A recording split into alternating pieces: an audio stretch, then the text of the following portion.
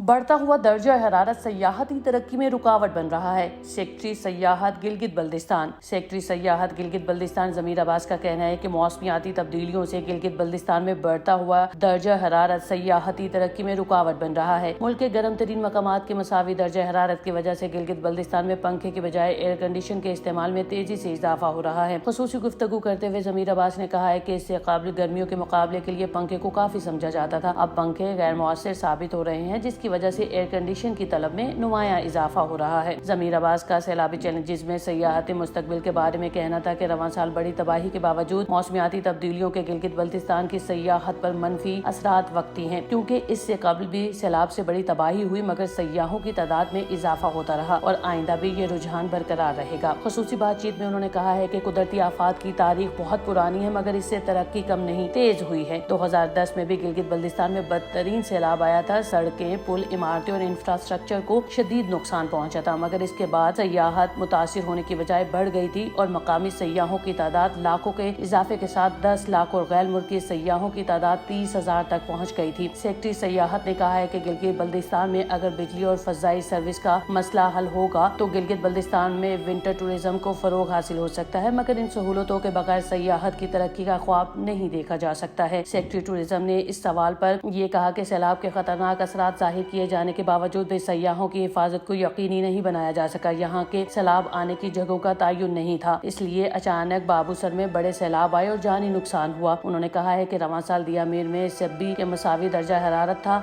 हालांकि ऐसा पहले कभी नहीं हुआ, जिसकी वजह से सबसे ज्यादा सैलाब रिकॉर्ड किया गया। उन्होंने कहा है कि गिलगित बल्तिस्तान के शहर और पहाड़ी मकामात पर यकसां दर्जा हरारत होने से सयाहत में कमी के खदशात पैदा हो गए हैं, क्योंकि सयाह गर्मियों में ठंडे मौसम को इंजॉय करने आते हैं। अगर इन्हें मोतदिल मौसम नहीं मिलेगा तो वो क्यों आएंगे। सेक्रेटरी सयाहत गिलगित बल्तिस्तान का कहना था कि सैलाब से जहाँ तबाही हुई, वहाँ गुजर में नए सैलाबी मलबे से दरिया पर नई झीलें बनने से भी वहाँ सयाहत की तरक्की के नए मौके भी नजर आ रहे हैं। उनका कहना था कि हुंजा में कुदरती आफात से अताबाद झील बनने से सयाहती और मुआशी सरगर्मियों में कई गुना इजाफा हुआ था। गुज़श्ता साल सयाहत से गिलगित बल्तिस्तान को 40 करोड़ रुपए की आमदन हासिल हुई। गिलगित बल्तिस्तान जैसे इलाके में ये बहुत बड़ी आमदनी है।